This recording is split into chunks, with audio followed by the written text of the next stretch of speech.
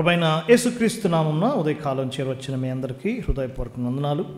ఈ దినాల్లో అబ్రహాము జీవితంలో నుంచి మనం ధ్యానాలు చేస్తున్నాం. ఒక సిరీస్గా ఇంకా చాలా అంశాలు ఉన్నాయి, కానీ ఈ సిరీస్లో షార్ట్ సర్మన్ దీంతో మనం ముగిద్దాం.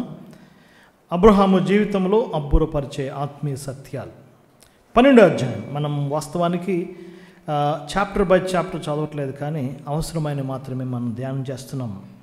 ఆదికాండం 12వ అధ్యాయం మొదటి వచనం చదువుతున్నాను. యెహోవా, నీవు లేచి నీ దేశం నుండి, నీ బంధువుల యొద్ద నుండి, నీ తండ్రి ఇంటి నుండి బయలుదేరి నేను నీకు చూపించు దేశం నాకు వెళ్ళము. నిన్ను గొప్ప జనము చేసి నిన్ను ఆశీర్వదించి నీ నామమును గొప్ప చేయుదును. నీవు ఆశీర్వాదముగా నుందువు. నిన్ను ఆశీర్వదించు వారిని ఆశీర్వదించదను, నిన్ను దూషించు వారిని శపించదను. భూమి యొక్క సమస్త వంశములు నీయందు ఆశీర్వదించబడినని అబ్రాహాముతో చెప్పాను. ఆదికాండం అదే పుస్తకంలో 21వ అధ్యాయం 33వ వచనం చదువుతున్నాను. అబ్రహాము బెర్షెబాలో ఒక పిచల వృక్షము నాటి అక్కడ నిత్య దేవుడైన యెహోవా పేరిట ప్రార్థన చేశాను. నిత్య దేవుడు. బైబిల్ గ్రంథంలో అబ్రహాముకున్న ప్రాధాన్యత మనం గతంలో ధ్యానం చేస్తూ వచ్చాం. ముగ్గురు కీలకమైన వ్యక్తులు లేఖనాల్లో కనపడతారు. ఆదాం బిగినింగ్లో మనకు కనపడతాడు. వన్ మ్యాన్ యాడమ్, ఒక మనుషుడైన ఆదాం. 2000 సంవత్సరాలు గడిచింది. దేవుడు మరొక వ్యక్తిని తీసుకొచ్చాడు. అతని పేరు అబ్రహాం. ఒక్కడైన Abraham, one man Abraham. Hebrew పత్రిక 11వ అధ్యాయం మాట ఉంటుంది. ఆ ఒకని నుండి, ఆ వన్ మ్యాన్ ఎవరు? అబ్రహాం. రోమపత్రిక 5వ అధ్యాయం 18 వచ్చిన ఇప్పుడే మనం చూసాం. ప్రభువైన యేసుక్రీస్తు గురించి మనం చూస్తాం. యేసుక్రీస్తును ఒక మనుషుడు, one man Jesus Christ. Bible గ్రంథానికి కీలకమైన 3 great personalities: Adam, Abraham and Jesus Christ. దేవుడు ఎందుకో ఆశ్చర్యంగా ఒక రౌండ్ ఫిగర్ ఇయర్స్ దగ్గర పెట్టాడు వాళ్ళని. ఆదాము నుంచి అబ్రహాముకి 2000 ఇయర్స్, అబ్రహాం నుంచి యేసుక్రీస్తుకి 2000 ఇయర్స్. ఇప్పుడు మనం కూడా నియర్లీ 2000 ఇయర్స్ ఉన్నాం. ఆదాము ద్వారా ఈ లోకానికి పాపం శాపం వచ్చింది కదా. వన్ మ్యాన్, ఒక మనుషుని ద్వారా ఈ లోకానికి పాపం శాపము వచ్చింది. ఈనాడు మనం ఎదుర్కొనే ప్రతి పరిస్థితులు, కరువు కాటకాలు, రోగాలు, ఈ వయలెన్స్, వీటన్నిటి ఫలితం ఒక వ్యక్తి. ఎవరండి ఆయన? యాడమ్. ఆదికాండం 3వ అధ్యాయంలో దేవుడు 3 రకాలుగా వారిని శిక్షించాడు. మనకు తెలుసు దేవుడు ఎంత ఆశ్చర్యంగా పనిచేశాడంటే, ఈ యొక్క మొత్తాన్ని భంగం చేసిన వాడు ఎవరు చెప్పండి? దేవుని యొక్క రెస్ట్ను, దేవుని యొక్క కార్యాలను భంగం చేసిన వాడు సాటన్. ఎవరిని ఉపయోగించుకున్నాడు? అవ్వను ఉపయోగించుకున్నాడు. దాని ఫలితంగా యాడమ్ రేస్ అంతా పతనం అయిపోయింది. 3 రకాలైన కర్సెస్ మనకు కనపడతాయి. ఒకటి, శాపము అనేది ఇంట్రొడ్యూస్ చేయబడింది. ఆదికాండం 3వ అధ్యాయం 15 నుంచి మీరు చదివితే, సాతానుకు శాపం, సర్పానికి శాపం. ఆదాం, నిన్ను బట్టి ల్యాండ్ శపించబడింది, భూమి శపించబడింది. మరి అవతేమన్నాడు? నీ సంతానము ఆమె సంతానం, సీడ్. 3 రకాలైన కర్సెస్ మనం చూస్తున్నాం. ఒకటి curse, seed and land. 2000 years అయింది. దేవుడు మరొక వ్యక్తిని తీసుకొచ్చాడు. ఆ వ్యక్తి పేరు అబ్రహాం. ఇప్పుడు ఆ మూడింటిని బ్యాలెన్స్ చేస్తున్నాడు అబ్రహాము ద్వారా. 12వ అధ్యాయం మనం చదువుకున్న దాంట్లో 3 రకాలైన ఆశీర్వాదాలు మనం చూస్తున్నాం. నీ సంతానమును ఆశీర్వదిస్తాను, సీడ్. నీకు ఒక దేశం ఇస్తాను, ల్యాండ్ కదా. నిన్ను ఆశీర్వదిస్తాను. కర్స్కి ఆపోజిట్ ఏంటి? బ్లెస్సింగ్. ల్యాండ్కి ఆపోజిట్ ఒక స్పెషల్ ల్యాండ్ ఇచ్చాడు. నీ సంతానం, ఆమె సంతానం, ఒక సీడ్. యాడమ్లో ఏం ఫెయిల్ అయిపోయిందో దేవుడు మరొక వ్యక్తి ద్వారా ఈ ప్రపంచానికి ఇంట్రొడ్యూస్ చేశాడు. ఆ వ్యక్తి ఎవరండి? అబ్రహాం. ఈ 12వ అధ్యాయం 5 సార్లు I will, I will, I will అన్నాడు. క్రెడిట్ అబ్రహాముకు కాదు, క్రెడిట్ ఎవరికి? అబ్రహాం యొక్క దేవునికి. వాస్తవానికి 3 మాటలు కలిసి ఉంటాయి. అబ్రహాము దేవుడు, ఇస్సాకు దేవుడు, యాకోబు దేవుడు. ఆ 3 ట్రయో మనం విడదీయలేం, కానీ అదొక మంచి ఆశ్చర్యం. అబ్రహాములో దేవుని యొక్క కాల్, పిలుపు కనపడుతుంది. దేవుడు పిలిచాడు. ఇస్సాకులో దేవుని యొక్క ఆశ్చర్యకరమైన గర్భధారణ. ఇస్సాకును దేవుడు ఒక ప్రత్యేకమైన వాగ్దాన పుత్రుడిగా తీసుకొచ్చాడు, కన్సెప్షన్. మరి యాకోబులో దేవుని యొక్క కేర్ కనపడుతుంది. కేర్ అంటే 20 years ఇంటికి దూరంగా ఎండకి ఎండాడు, వానకు తడిచాడు. ఈ ముగ్గురులో చాలా ప్రత్యేకమైన అంశాలు అవే. Call in Abraham, conception in Isaac, care in Jacob. అది ఒకటైతే అబ్రహాం జీవితాన్ని మనం చదువుతూ ఉంటే కనీసం 7 సార్లు అబ్రహాముకు దేవుడు ప్రత్యక్షమవుతా వచ్చాడు. God of revolution. అబ్రహాముకి దేవునికి ఉన్న సంబంధం ఏంటి? ప్రత్యక్షమవుతా వచ్చాడు. ఇస్సాకు జీవితంలో బలైపోయిన ఇస్సాకును ఆత్మీయంగా తిరిగి లేపాడు. God of resurrection. మన దేవుడు ఎవరండి? మృతుల్ని సజీవులుగా తీసేవాడు. యాకోబు జీవితంలో గాడ్ ఆఫ్ రెస్టోరేషన్. దేవుడు తిరిగి యాకోబుని ఏం చేశాడు? ఇశ్రాయేలుగా మార్చాడు. ఒక్కొక్కరి పట్ల దేవుడు ఒక్కొక్క రకంగా ఉన్నాడు. కానీ ఈ సమయమందు మన అబ్రహాము గురించి ధ్యానం చేయట్లేదండి. అబ్రహాము దేవుని గురించి ధ్యానం చేస్తున్నాం. గత సిరీస్ అంతా ఎవరి గురించి చూసాం? అబ్రహాము గురించి. కానీ ఇప్పుడు మనం ఎవరి గురించి అండి? అబ్రహాము దేవుని గురించి. ఒక చిన్న టెస్ట్ మీకు. అబ్రహాము దేవుడు అని ఎన్నిసార్లు ఉందో బైబిల్లో చదవండి. అబ్రహాము దేవుడు, ఇస్సాకు దేవుడు, యాకోబు దేవుడు అని 3 కలిపి ఉంటుంది. న్యూ టెస్టమెంట్లో కూడా రాయబడింది నిర్గమాకాండంలో. యాకోబు దేవుడు అని 13 times నాకు తెలిసి 13 సార్లు ఉంది యాకోబు దేవుడు. ఇస్సాకు దేవుడని కొంచెం తక్కువ సార్లు ఉండొచ్చు. అబ్రహాము దేవుడని 12 times రాయబడింది, 12 సార్లు. The God of Abraham.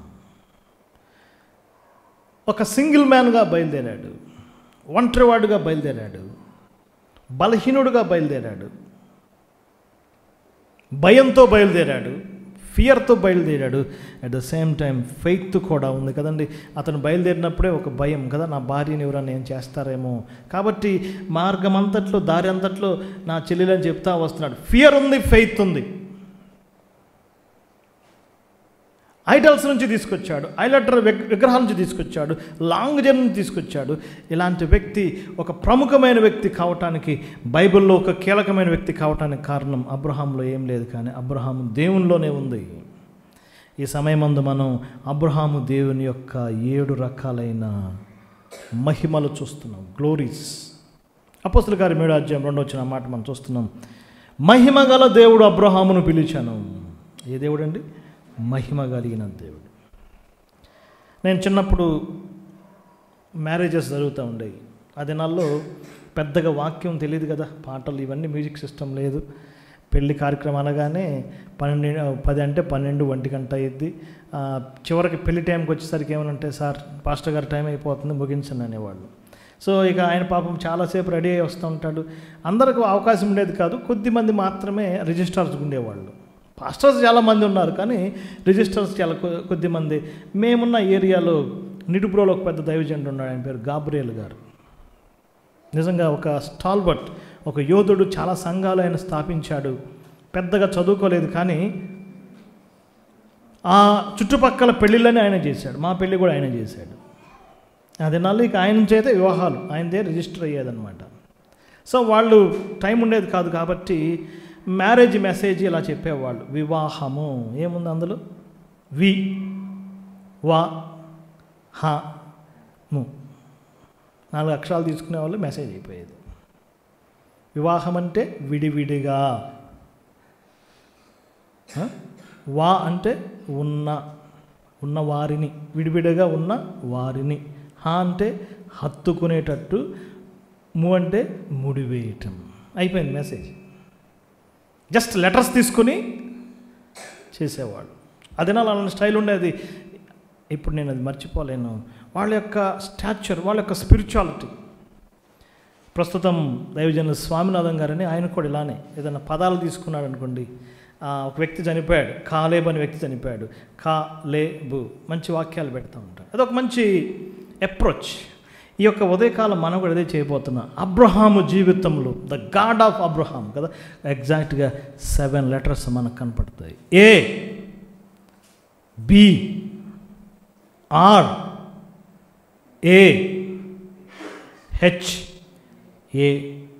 7 letters, perfect letters. వాస్తవానికి Abram in the beginning 12th chapter 17th chapter నుంచి మాత్రమే అబ్రహాము అని దేవుడు చేంజ్ చేశాడు. ఇక అది ప్రపంచ ప్రఖ్యాతిగాంచింది. 7 letters, ABRAHAM. అబ్రహాం గురించి కాదు, ద గాడ్ ఆఫ్ అబ్రహాం. 12వ అధ్యాయం చూద్దాం. 12వ అధ్యాయం 13, 14 అధ్యాయాలు చదువుతూ ఉంటే దేవుడు మాటి మాటికి అబ్రహాముకు ప్రత్యక్షమవుతా వస్తున్నాడు. ప్రతి స్టెప్ వేయటానికి ఇదిగో నెక్స్ట్ స్టెప్ అటు వెళ్ళాలి, అది ప్రత్యక్షమవుతున్నాడు. అపీరింగ్ గాడ్, మొట్టమొదటిది ప్రత్యక్షమయ్యే దేవుడు. 7 సార్లు అబ్రహాముకు దేవుడు ప్రత్యక్షమవుతున్నాడు. ప్రత్యక్షమైనప్పుడల్లా ఏదో ఒకటి చెప్తున్నాడు. మొట్టమొదటిగా ఏ దేవుడు అండి? ద గాడ్ హూ అపియర్స్, ప్రత్యక్షమయ్యే దేవుడు. రివీలింగ్ గాడ్, ప్రత్యక్షపరుచుకునే దేవుడు. అబ్రహాముకి 4000 సంవత్సరాల క్రితం ప్రత్యక్షమయ్యాడు. మరి ఇప్పుడు కూడా ప్రత్యక్షమవుతాడా? అప్పుడప్పుడు మనం పేపర్లో చూస్తూ ఉంటాం, మా వాడండి 1 వీక్ నుంచి ఏం తినట్లేదు, దేవుడు ప్రత్యక్షం అవ్వాలని చెప్పి కూర్చున్నాడు, మొండిగా కూర్చున్నాడు. చివరికి ప్రత్యక్షం కాకపోయేసరికి సైకిక్ అయిపోయాడండి. చాలామంది కదా సత్యాన్వేషకులు ఏం చేస్తారు చెప్పండి? ఒక రూమ్లోకి వెళ్ళిపోయి, దేవా నాకు కనపడు, నాకు కనపడు, నాకు కనపడని చేసేవాళ్ళు చాలామంది ఉన్నారు. బాగా చదివి ఆ గ్రంథాలు ఈ గ్రంథాలు చదివి నిజమైన దేవుడు ఎక్కడున్నాడా నాకు కనపడని చెప్పి ప్రయత్నం చేసేవాళ్ళు ఉన్నారు. అయిపోయినాయి, ప్రత్యక్షల కాలం అయిపోయింది. తీతు పత్రిక చదవండి, 2-3 అధ్యాయాలు. కృప ప్రత్యక్షమైంది మానవాళికి. రక్షణకరమైన దేవుని కృప ప్రత్యక్షమైంది, ప్రేమ ప్రత్యక్షమైంది. అయితే చూస్తారా, ప్రేమ ప్రత్యక్షమైంది, కృప ప్రత్యక్షమైంది, దయ ప్రత్యక్షమైంది, ఆల్రెడీ రివీల్డ్. ఇక ప్రత్యక్షతలు ఏమీ లేవు బ్రదర్స్. ఎవరైనా ఈ యొక్క మెసేజ్ని డిసప్పాయింట్ అవుతారేమో. దేవుడికి కొత్తగా ఏం ప్రత్యక్షం కాలేడు. చూస్తారు ఒకసారి తీతు పత్రిక 1వ అధ్యాయం 11-12 వచనాలు. ఏలైనగా సమస్త మనుషులకు రక్షణకరమైన దేవుని కృప ఏమైంది? ప్రత్యక్షమైంది. 3వ అధ్యాయం 4వ వచనం, మన రక్షకుడైన దేవుని యొక్క దయ, మానవులకున్న ప్రేమ ఏమైందండి? ప్రత్యక్షమైంది. 1 తిమోతి పత్రిక 1వ అధ్యాయం 3-16 వచనాలు, ఆయన సశరీరుడుగా ప్రత్యక్షుడు. ఆయన ఎవరు? మన ప్రభువైన యేసు.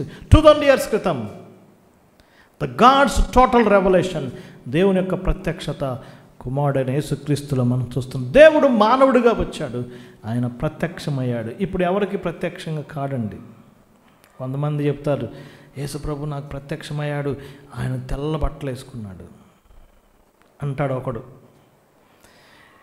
యేసు ప్రభు నాకు ఎర్ర బట్టలతో కనపడ్డాడు, గెడ్డ ముందు అంటాడు ఇంకొకడు. ప్రత్యక్షతల కాలం అయిపోయింది.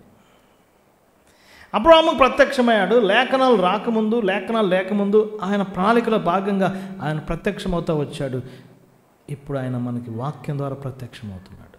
Still the God of Abraham మనకు కూడా ఏం చేస్తున్నాడు చెప్పండి? లేఖన రూపంలో ప్రత్యక్షమవుతున్నాడు. మన యొక్క జీవిత ప్రయాణములు, మన విశ్వాస జీవితంలో నెక్స్ట్ స్టెప్ ఏం చేయాలి? నేను ఎటు వెళ్ళాలి? ఎలా ఆత్మీయ జీవితం ఎదుర్కోవాలి? వీటన్నిటికీ గైడ్ ఏంటి చెప్పండి? ద ఫుల్ రెవల్యూషన్, దేవుని వాక్యం. స్టిల్ ఈ 2024లో కూడా దేవుడు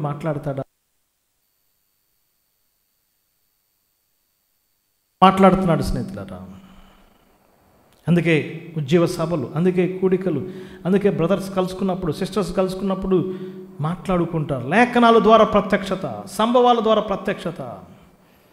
దేవుడు స్టిల్ మాట్లాడతాడు. సంభవాల ద్వారా, వ్యక్తుల ద్వారా, సోదరుల ద్వారా, సోదరుల ద్వారా. ఒక బ్రదర్ ఇంటికి పంపిస్తాడు, తన ద్వారా నీతో మాట్లాడిస్తాడు. ద సేమ్ గాడ్ అబ్రహాంతో ఏ విధంగా ప్రత్యక్షమయ్యాడు, ఈరోజు మనతో కూడా ఏం చేస్తాడండి? ఆయన ప్రత్యక్షమవుతాడు.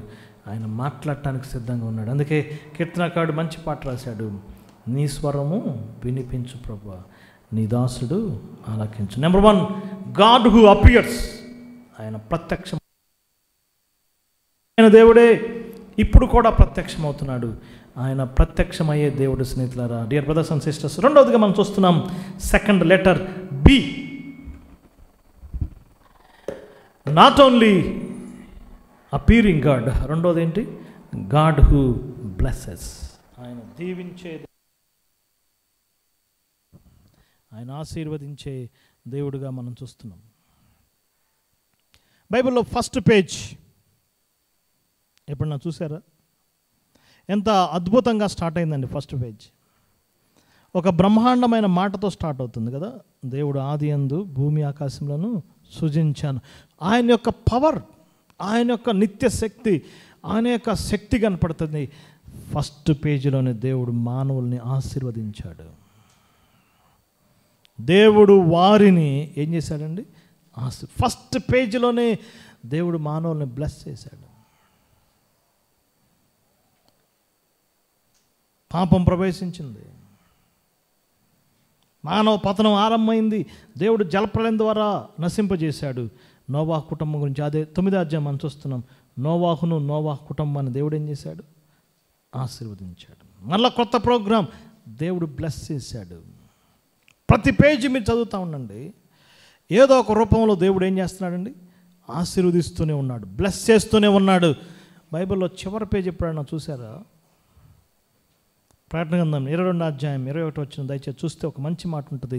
ప్రభు అయిన యేసు కృప పరిశుద్ధులకు తోడయ్యుండును. న్యూ టెస్టమెంట్లో బ్లెస్సింగ్ అనే పదం చాలా తక్కువ కనపడిద్ది. గ్రీకులో దానికి సమానమైన పదం గ్రేస్. ఎక్కడ కృప కనపడినా మనం ఏం చదువుకోవాలండి? ప్రభు అయిన యేసుక్రీస్తు కృప మీకు తోడైండును గాక అని ఉంటుంది. అర్థం ఏంటి? ప్రభు అయిన యేసు మిమ్మును ఆశీర్వదించును గాక కదా. First page blessing, last page blessing. The God who blesses. రెండవదిగా ఆశీర్వదించే దేవుడు స్నేహితులారా. ఆయన శపించే దేవుడు కాదు. శాపాలు మానవుడు కొని తెచ్చుకున్నాడు. ద్వితీయోపదేశకాండం 28వ అధ్యాయం మీరు చదవండి. 20 సార్లు శాపాలు ఉంటాయి, 20 times. నీ పిండి పిసుకు తొట్టిని దీవిస్తాను, నీ దుక్కుటెద్దులను దీవిస్తాను. బ్లెస్సింగ్ అనే మాట ఎక్కువ సార్లు వచ్చింది, కర్సెస్ 20 times వచ్చినాయి. కానీ విచిత్రం ఏంటంటే బ్లెస్సింగ్స్ చెప్తుంటే ఎవరు ఆమెన్ అంటలేదండి. ఏం చెప్తుంటే ఆమెన్ అంటున్నారు తెలుసా? శాపాలు చెప్తుంటే ఆమెన్ అంటున్నారు. ఏది ఖాయమైపోతుంది? బ్లెస్సింగ్సా కర్సెసా?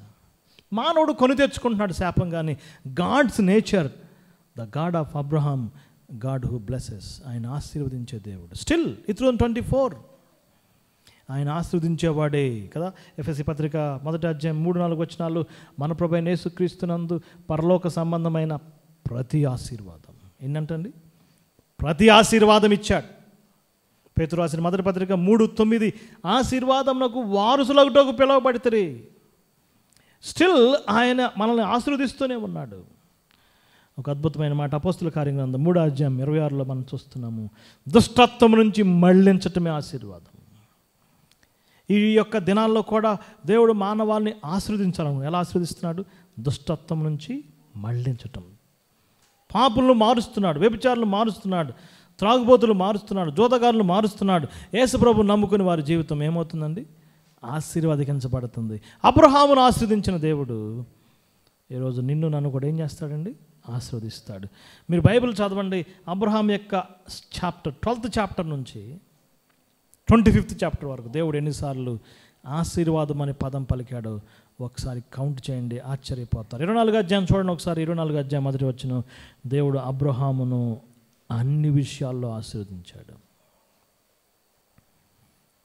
అన్ని విషయాలు. ఎన్ని విషయాలు అంటండి? అన్ని విషయాల్లో. So the God of Abraham, the God who blesses. కానీ దుఃఖకరమైన సంగతి ఏంటంటే ఆశీర్వాదంతో ఆరంభమైన బైబిల్ గ్రంథం పాత నిబంధన ముగింపుకు వచ్చేసరికి మలాకీ గ్రంథం 4వ అధ్యాయం 6వ వచనం చూడండి, శాపముతో ముగించబడింది కదా. దేవుడు ఆశీర్వదించాలని మానవ జాతిని ఏర్పాటు చేసుకున్నాడు, తర్వాత ఇశ్రాయేలు జాతిని ఏర్పాటు చేశాడు. కానీ శాపముతో ముగించబడింది. దేవుని స్తోత్రం. డిసప్పాయింట్ కావాల్సిన పని లేదు. మరియమ్మకు ఒక గుడ్ న్యూస్ చెప్పబడింది, ఒక శుభవచనం చెప్పబడింది కదా. ఏంటి ఆ శుభవచనం? ఒక కుమారుడు వస్తాడు, రక్షిస్తాడు. That is a blessing thing. ఆయన ఆశీర్వాద కారకుడుగా. రెండవదిగా B stands for God who blesses. Appearing God. రెండవది ఏంటండి? రెండవదిగా ఆయన ఆశీర్వదించే దేవుడు. అబ్రహాం జీవితంలో మళ్ళీ ముందుకెళ్దాం.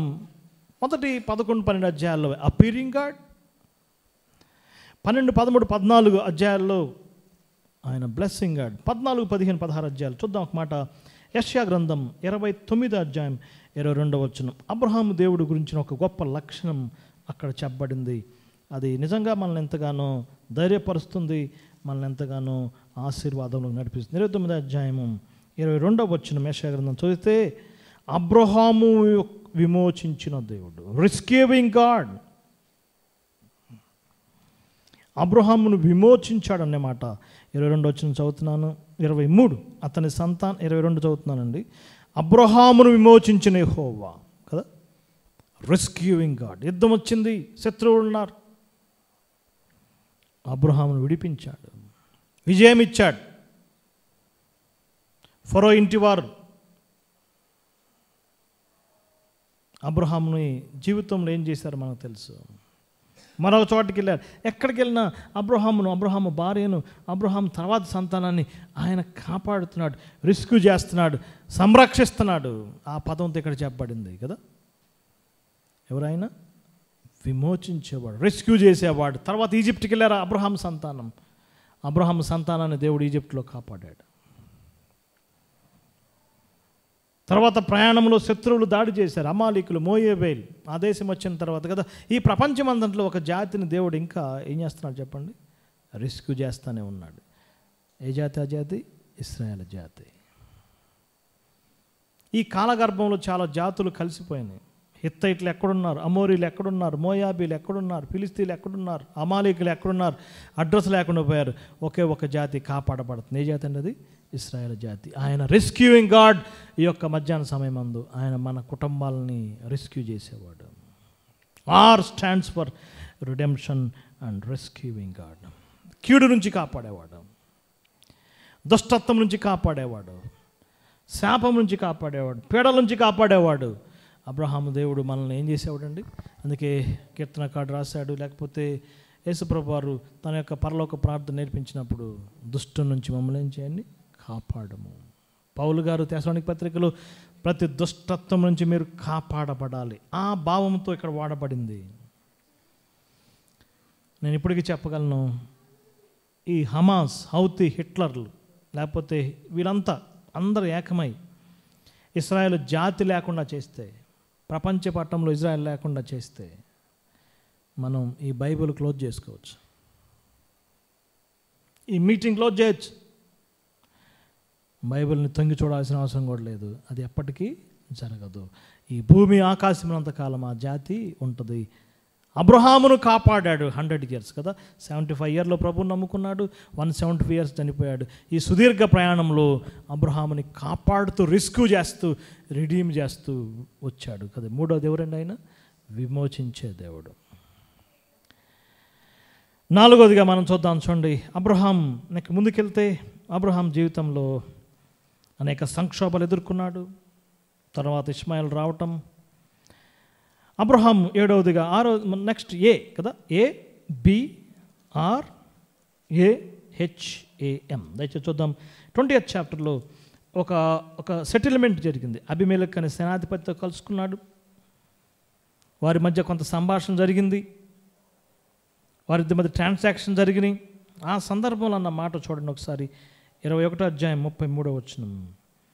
అబ్రహాము బెర్షెబాలో పిచ్చుల వృక్షం కింద ఏం చేశాడండి? నిత్యదేవుడు అనే మాట నోట్ చేసుకోండి కదా. ఏ దేవుడు? నిత్యదేవుడు. అంతకుముందు ఉన్నవాడు ఇప్పుడు ఉంటాడు, ఇక ముందు కూడా ఉంటాడు కదా. ఎటర్నల్ అంటే దాని యొక్క భావము అదే, ఎటర్నల్ గాడ్. పురాతనమైన దేవుడు, యాంటిక్ అంటారు. ఏదైనా ఒక వస్తువు తీసుకున్నాం అనుకోండి, ఆ వస్తువును చూసి ఇది చాలా ఓల్డ్ కింద రాస్తారు, యాంటిక్. పెద్ద పెద్ద మ్యూజియాలు పోయినప్పుడు దీని ఏజ్ 2000 years అంటారు. ఈ మధ్య ఇజ్రాయెల్ మ్యూజియంలో ఒక పిల్లవాడు 3500 సంవత్సరాల క్రితం జార్ని పగలగొట్టాడు, కింద పడేశాడంట. చాలా బాధపడ్డారు ఆ దేశం వాళ్ళు. అవన్నీ చాలా జాగ్రత్తగా. ఇక్కడ అబ్రహాం ఉపయోగించిన పదం అదే, నిత్యదేవుడు. అంటే ఇంతకుముందు ఉన్నాడు, ఇప్పుడున్నాడు. చెప్పండి, ఇక ముందు కూడా ఉంటాడు. Antique and eternal God. Next ఆయన నిత్య దేవుడు స్నేహితుడు. మన యొక్క గతం ఆయనకు తెలుసు, మన ప్రస్తుతం ఆయనకు తెలుసు, మన భవిష్యత్తు కూడా ఆయనకి తెలుసు. మన పాస్ట్, మన ప్రజెంట్, మన ప్రాస్పెక్ట్. ఆయన నిత్య దేవుడు. అందుకే 90వ కీర్తనలో ఆ మాట మనం చూస్తున్నాం. ప్రభువా, మాకు తరతరములు మాకు నివాస స్థలము నీవే, భూమిని పుట్టింపక మునుపు నీవు ఉన్నావు. ఆయనే ఆది, ఆయనే అంతం, ఆయనే ఆల్ఫా, ఆయనే ఒమేగా, ఆయనే మొదటివాడు, ఆయనే కడపట్టివాడు. అబ్రహాము చేసిన ప్రమాణంలో నిత్య దేవుడు అనేది ఆయన యాంటిక్ అండ్ ఎటర్నల్ గాడ్. అందుకే నేను చాలాసార్లు ఈ మాట, ఆదాము ఇప్పుడు లేడు మన మధ్య, అబ్రహాము లేడు, దావీదు లేడు, దానియేలు లేడు కదా, పేతురు లేడు, పౌలు లేడు, జనరేషన్స్ ఎగిరిపోయినాయి. కానీ ఎవరున్నారు చెప్పండి? నేను ఉన్నవాడును అనువాడును. ఏ దేవుడైనా నిత్య దేవుడు, eternal God, ever lasting God. ఆయన అంతకుముందు ఉన్నాడు, ఇప్పుడు ఉంటాడు. అందుకే ప్రకటన గ్రంథంలో ఆ మాట ఉంటుంది, భూత భవిష్యత్ వర్తమాన కాలాల్లో ఉన్నవాడు. బైబిల్ యొక్క ప్రత్యేకత అదే. బైబిల్కి గతం ఉంది, బైబిల్కి ప్రస్తుతం ఉంది, బైబిల్కి భవిష్యత్తు ఉంది. మిగిలిన గ్రంథాలు మీరు చూడండి, గతం ఉంటే ప్రస్తుతం ఉండదు, భవిష్యత్తు ఉండదు. ప్రస్తుతం ఉంటే గతం లేదు, భవిష్యత్తు లేదు. కానీ బైబిల్కి ఏముంది? పాస్ట్, ప్రజెంట్, ఫ్యూచర్ ఉంది. కారణం దీని గాడ్ ఎలాంటి వాడు? ఆయన నిత్య దేవుడు. అబ్రహాం. నెక్స్ట్ ఆదికాండం 18-19 అధ్యాయాలు చాలా కీలకమైన అధ్యాయాలు. దేవుడు అక్కడ కీలకమైన మాటలు పలుకుతున్నాడు అబ్రహాంతో. చూడండి, 18వ అధ్యాయము 19 వచ్చిన ఒక మంచి మాట అంటాడు. నీతి న్యాయాలు జరిగించేవాడు, యెహోవా మార్గమును గైకొనుటకు కదా. అబ్రహాం ఇంటికి వెళ్ళారు, అంత చూశారు, చుట్టుపక్కల పరిసరాలు గమనించారు, అక్కడున్న వ్యక్తులను చూశారు, పిల్లలను చూశారు, లేదంటే పనివారిని చూశారు, అక్కడున్న అన్ని చూశారు. ఆ ఇంటి నుంచి వెళ్ళిపోతున్నప్పుడు పలికిన స్టేట్మెంట్ 19వ వచనం, తన ఇంటి వారికి నీతి న్యాయాలు జరిగిస్తాడు. ఏం జరిగిస్తాడంట? నీతి, ఆనెస్ట్. అబ్రహాం ఇంటిలో ఆనెస్ట్ కనపడుతుంది, ఆనెస్టీ. అయితే మన దేవుడు ఎవరండి? నీతిని ప్రేమించేవాడు కదా. ఆ మాటలు మనం చూస్తున్నాం, నీవు నీతిని ప్రేమించితివి, దుర్నీతిని ద్వేషించితివి. 19వ అధ్యాయంకి వచ్చేసరికి సొదొమ గొమొర్రా పాపము ఆకాశాన్ని అంటింది. దేవుడు సొదొమ గొమొర్రా పట్టణాన్ని ఏం చేశాడండి? నాశనం. Holi God. H stands for his honesty and his holiness. Abraham దేవుడు ఎవరు? నీతి న్యాయాలు కలిగిన దేవుడు. అబ్రహాము దేవుడు ఎవరు? పరిశుద్ధతను కోరుకునే దేవుడు. డియర్ బ్రదర్స్ అండ్ సిస్టర్స్, ఈ 2024 స్టిల్ మన దేవుడు అలాంటి వాడేనా? మిగిలిన దేవుడిలాగా మారిపోయాడా? ఆయన క్యారెక్టర్ ఏమైనా మారిందా? ఎందుకంటే ఇది నా ఎలాంటివి మనకు తెలుసు కదండి. ఎంత నీతిగా ఉండాలన్నా నీతిగా ఉండట్లేదు కదా. లోకమే మారిపోయింది, మనల్ని కూడా మార్చేస్తుంది. ఎంత పరిశుద్ధంగా ఉండాలన్నా ఉండాల్సిన పరిస్థితి లేకుండా అయిపోయినాయి. ఇలాంటి దినాల్లో దేవుడు కూడా మారంటే లేదు, ఆయన ఎప్పుడు ఒకటే కదా. పాత నిబంధనలో, క్రొత్త నిబంధనలో ఆయన పదే చెప్తున్నాడు, నేను పరిశుద్ధుడిని కనుక మీరు కూడా పరిశుద్ధుడు. 3 times హోలీ హోలీ హోలీ అనే మాట మనం చూస్తాం. న్యూ టెస్టమెంట్లో కూడా మనం చూడవచ్చు. ప్రకటన గ్రంథం 6వ అధ్యాయంలో కూడా పరిశుద్ధుడు పరిశుద్ధుడు పరిశుద్ధుడు. ఏం చేశాడు మనకు తెలుసు. 19వ అధ్యాయంలో సొదొమ గొమొర్రా పట్టణాన్ని ఏం చేశాడండి? నాశనం చేశాడు. అబ్రహాం ప్రార్థించాడు, దేవుడేమో ఆపలేదు. ఆయన పరిశుద్ధత ఎప్పుడు స్టాండర్డ్ మారదు స్నేహితులారా. ఒక మాట చూద్దాం చూడండి, పేతురు రాసిన 2వ పత్రిక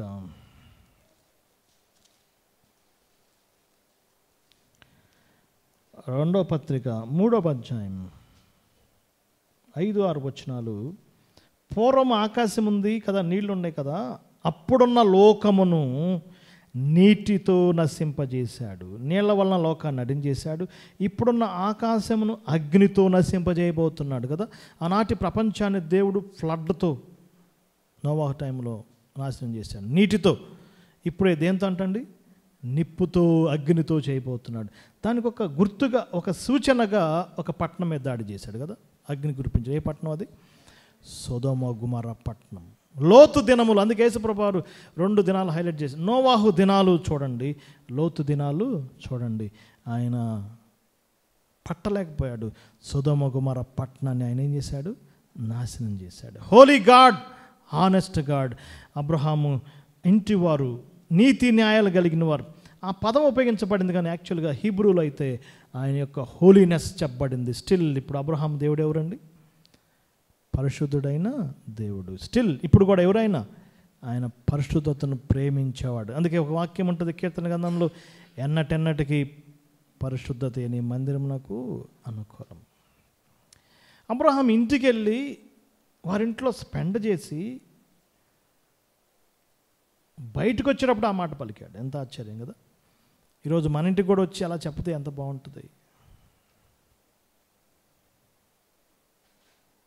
ఆ స్టేట్మెంట్ దేవుడు ఇవ్వగలిగాడంటే నిజంగా మనం అబ్రహాం లాగా ఎంతో ఏమవుతున్నట్టండి? Blessed people అవుతున్నట్టుగా. మన నెక్స్ట్ మనం చూద్దాం. ఆదికాండం 17వ అధ్యాయం. దేవుడు ఒక కీలకమైన మాట పలికాడు. ఆల్మైటీ గాడ్, నేను సర్వశక్తి కలిగిన దేవుడను. Next stands for is almightiness. ఆయన యొక్క సర్వశక్తి కలిగినవాడు. అందుకే చెప్పే కదండి, మన యొక్క థీమ్ అంతా అబ్రహాం మీద కాదు. ఎవరి మీద? అబ్రహాం యొక్క దేవుని మీద. ఎలాంటి వాడు ఆయన? గాడ్ హూ అపియర్స్, ప్రత్యక్షమయ్యే దేవుడు. గాడ్ హూ బ్లెసెస్, ఆశీర్వదించే దేవుడు. గాడ్ హూ రెస్క్యూస్, విడిపించే దేవుడు. God who antique and eternal God. God is Holi and honest. చూడండి ఒకసారి 17వ అధ్యాయం. అబ్రహాం జీవితంలో ఒక ట్రబులస్ టైం. దేవుడు పేషెన్స్కి టెస్ట్ పెట్టాడు. 17వ అధ్యాయం మొదటి వచనం చదువుతున్నాను. అబ్రహాము 99 ఏండ్లు గలవాడు ఉన్నాడు. నేను సర్వశక్తి కలిగిన దేవుడను కదా. ఏమన్నాడు చెప్పండి? ఆల్మైటీ. Satan mighty. సాతానికి కూడా శక్తి ఉందండి, తక్కువ అంచనా వేయకూడదు కదా. ఈవిల్కి మైటీ, కానీ ఆల్మైటీ ఒక్కడో కదా. ఎవరైనా మన దేవుడు ఎవరైనా ఆల్మైటీ గాడ్, సర్వశక్తి కలిగిన దేవుడు. వాస్తవానికి అబ్రహాము జీవించిన టైంలోనే యోబు గారు జీవించాడు. దాదాపు ఒకే టైం. యోబు గ్రంథం మీరు చదవండి, ఎన్నిసార్లు ఆ మాట వచ్చిద్దో. ఏ మాట? సర్వశక్తి కలిగిన దేవుడు. ఒక చిన్న టెస్ట్ మీకు. యోబు గ్రంథం 1st చాప్టర్ చివరి చాప్టర్ చదవండి. ఎన్నిసార్లు దేవుడు ఆ మాట పలికాడు? ఏ మాట అది? Almighty God. ప్రకటన గ్రంథంలో కూడా ఆ మాటలు మనం చూస్తున్నాం. God who controls the powers. Abraham జీవితంలో దినదినం బలహీన పడుతున్నాడు, దినదినం కృంగిపోతున్నాడు. ఇంత ఆస్తి ఉంది, అన్నీ ఉన్నాయి, కానీ నేను ఏంటి, నాకు ఇంకేముంది, నాకేం లేదు కదా. అలాంటి టైంలో దేవుడు, నేను సర్వశక్తి కలిగిన వన్. డియర్ బ్రదర్స్, మనం శక్తిహీనులం, మనం బలహీనులం. మన దేవుడు ఎవరండి? సర్వశక్తి కలిగిన దేవుడు, ఆల్మైటీ గాడ్.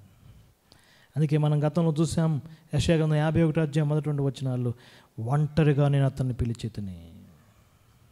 ఎలా పిలిచాడు? ఒంటరిగా. ఒంటరి వాడిని ఏం చేశాడు? 1000 మందిని 10,000 మందిని చేశాడు. ఒక గ్రేట్ పవర్ నిర్మించాడు ఆయన. Dear brothers and sisters, still ఆయన ఎవరు చెప్పండి? ఆయన సర్వశక్తి కలిగిన దేవుడు. నయోమి అంది, సర్వశక్తి నాకేం చేశాడు? చాలాసార్లు మనం కుంగిపోయినప్పుడు మనం జ్ఞాపకం చేసుకోవాల్సింది ఏంటంటే, ఆయన ఎవరండి? సర్వశక్తి కలిగిన దేవుడు. అబ్రహాముకి చెప్పి 4000 years క్రితం జరిగింది. మరి ఇప్పుడు 2024 మన అపోజిషన్ చాలా బలంగా ఉంది, మనం చాలా బలహీనంగా ఉన్నాం. ఆయన మనం విశ్వసించాల్సింది ఏంటి? మన దేవుడు ఎవరండి? సర్వశక్తి కలిగిన దేవుడు. ప్రకటన గ్రంథంలో ఒక మాట మనం చూద్దాం. చూడండి, యేసు ప్రభువారు ఆ యొక్క సర్వశక్తిని సువార్తలో ప్రదర్శించాడు. నీటి మీద, గాలి మీద, దయ్యపు శక్తుల మీద, మానవ హృదయాల మీద, మరణం మీద చేశాడు. చూద్దాం ఒకసారి. చూడండి, యోహాను ప్రకటన గ్రంథం 1వ అధ్యాయం 8వ వచనం. ఆల్ఫాయు ఒమేగా నేనే, వర్తమాన భూత భవిష్యత్తు ఉండేవాడు నేనే, సర్వాధికారి అయిన దేవుడు. పవర్ఫుల్ గాడ్, సర్వాధికారి అయిన దేవుడు. ఇది దాదాపుగా 10 times ప్రకటన గ్రంథం లాస్ట్ బుక్లో చెప్పబడింది, ఫస్ట్ బుక్లో చెప్పబడింది. సర్వశక్తి కలిగిన వాడు. ఆఖరి పుస్తకంలో కూడా ఏం చెప్పబడిందండి? ఆయన సర్వాధికారి. 21వ అధ్యాయంలో చూడండి, 21వ అధ్యాయం 3వ వచనం. లాస్ట్ పేజెస్లో కూడా ఆయన యొక్క ఆల్మైటీనెస్ మనకు కనపడుతుంది. డియర్ బ్రదర్స్ అండ్ సిస్టర్స్, 21వ అధ్యాయం 3వ వచనం, దేవుని నివాసం ఉంది, ఆయన 21 అధ్యాయంలో ఉంటుంది చూడండి. ఆయన దేవుడు వారితో తోడై ఉంటాడు, ఆయన సర్వాధికారం. నేనైతే ఇక్కడ వెర్సెస్ 10 టైమ్స్ రాసుకున్నాను, ఇప్పుడు మనకు సమయం లేదు. కానీ యోబు గ్రంథంలో చదవండి, ఫస్ట్ బుక్ రాయబడింది. యాక్చువల్గా బైబిల్ అంతట్లో స్టార్టింగ్ రాయబడిన పుస్తకం ఏంటి? యోబు గ్రంథం. సర్వశక్తుడు అనే మాట ఎన్నిసార్లు వచ్చిందో చూడండి. ఆఖరి పుస్తకం ప్రకటన గ్రంథంలో ఆయన సర్వాధికారి. సేమ్ అదే పవర్ ఉపయోగించబడింది, అదే మాట. ఆయన ఎవరండి? సర్వశక్తి కలిగిన వాడు. లాస్ట్ వన్ ఎవరు? ఆయన ఏ అయిపోయింది. ఎం. ఆదికాండం 12 అధ్యాయంలో గొప్ప వాగ్దానం చేశాడు. నేను గొప్ప జనం చేస్తాను, నిన్ను దీవిస్తాను, నువ్వు ఆశీర్వాదకరంగా ఉంటావు. 15 అధ్యాయంలో మరలా వాగ్దానం చేస్తాడు. 17 అధ్యాయంలో వాగ్దానం చేస్తాడు. 22 అధ్యాయం 18-19 వచనాల్లో ఇక చివరికి ప్రమాణం చేస్తున్నాడు. అబ్రహాము, నీకు చెప్పాను నిన్ను ఆశీర్వదిస్తానని, నిన్ను బట్టి సకల వంశాలు ఏం చేస్తాను, ఇక దాన్ని నేను ఖాయం చేస్తున్నాను. Maker and maintainer of the covenant. నిబంధనను చేసి నెరవేర్చే దేవుడు అండి. ఆఖరికి ఎవరండి? నిబంధన చేయటమే కాదు, నిబంధనను నెరవేర్చేవాడు. అబ్రామిక్ కావెనెంట్. పాత నిబంధనలో 7 సార్లు నిబంధన నెరవేర్చువాడు. ఆయన మాట ఇచ్చి తప్పేవాడు కాదు, ఆయన నిబంధన నెరవేరుస్తాడు. ఇశ్రాయేలు జాతికి ఒక ల్యాండ్ ఇస్తానన్నాడు, ఇచ్చాడు, కానీ వారు బయటికి వెళ్ళిపోయారు. ఇప్పుడు ఆ దేశం ఏం జరుగుతుందో అందరికీ బాగా తెలిసిందే కదా. ఏం జరుగుతుంది? ఒక పక్క ఫిలిస్తీన్లు ఉన్నారు కదా, పాలస్తీనా వాళ్ళు ఉన్నారు, హమాస్ వాళ్ళు ఉన్నారు. ఇంకా వాళ్ళ చేతికి ఆ ల్యాండ్ పూర్తిగా రాల. ఈ యుద్ధం జరిగిన తర్వాత కొంత నాశనం అయిపోయి కొద్దిగా ఆక్రమించుకుంటున్నారు. వీళ్ళు బలాన్ని బట్టి ఆక్రమించుకుంటున్నారు, కానీ ఒకరోజు దేవుడు చేసిన వాగ్దానం బట్టి వారికి ఆ ల్యాండ్ ఇవ్వబోతున్నాడు. జరుగుతుందా లేదా? ఎప్పటికైనా జరిగిద్ది. ఎవరైనా నిబంధనను నెరవేర్చేదాడు. ఆయన నీతో నాతో నిబంధన చేశాడు. తన కుమారుడి రక్తం ద్వారా నిబంధన చేశాడు. తన కుమారుని బోధించడం ద్వారా మన పాపాలు క్షమిస్తాడు నిబంధన చేశాడు. ఆ నిబంధన రక్తం కింద మనం వచ్చాము. ఇప్పుడు మనం నిత్య నిబంధనలో ఉన్నాం. హెబ్రీ పత్రిక 13 అధ్యాయం మాట్లాడుతుంది. ఆయన మన పట్ల కూడా నెరవేరుస్తాడా? అందుకే నేను ఎప్పుడు ఈ మాట అంటాను. అబ్రహాం విషయంలో దేవుడు ఫెయిల్ అయిపోయి ఉంటే, ఇశ్రాయేలు జాతి విషయంలో దేవుడు ఫెయిల్ అయి ఉంటే, నీ జీవితం నా జీవితంలో కూడా ఆయన ఏమవుతాడండి? ఫెయిల్ అవుతున్నట్టు. కానీ జరగని పని అది. ఆయన అబ్రహాం విషయంలో, సంతాన విషయంలో ఫెయిల్ కాలేదు. నా జీవితంలో ఆయన ఫెయిల్ కాడు. ఆయన మాట ఇచ్చి ఏం చేసేవాడండి? నెరవేర్చేవాడు. ఇప్పుడు మనకు వాగ్దానం ఎవరితో చేశాడు? తన కుమారుని యొక్క రక్తంతో చేశాడు. అందుకే యేసుప్రభువు అప్పగించబడే రాత్రి ఆ యొక్క గిన్నె పట్టుకుని నిబంధన రక్తం అన్నాడు. ద సేమ్ గాడ్, అబ్రహాం యొక్క దేవుడే నా పట్ల నీ పట్ల ఏం చేస్తాడండి? నిబంధనను నెరవేరుస్తాడు. నాకు తెలియదు పర్సనల్గా దేవుడు మీతో ఏమైనా నిబంధన చేశాడా? మీతో ఏమైనా సంభాషించాడా? మీరేమైనా ఒడంబడికలు చేసుకున్నారా? ఒకటి మాత్రం వాస్తవం. ఎవరండి ఆయన? Maker and maintainer of covenant. ఆయన వాగ్దానాలు నెరవేర్చేవాడు. వాగ్దానములానిచ్చి నెరవేర్చువాడవు నీవే. వాగ్దానములానిచ్చి నెరవేర్చువాడవు నీవే. నమ్మకమైన దేవా, నన్ను కాపాడువాడవు నీవే.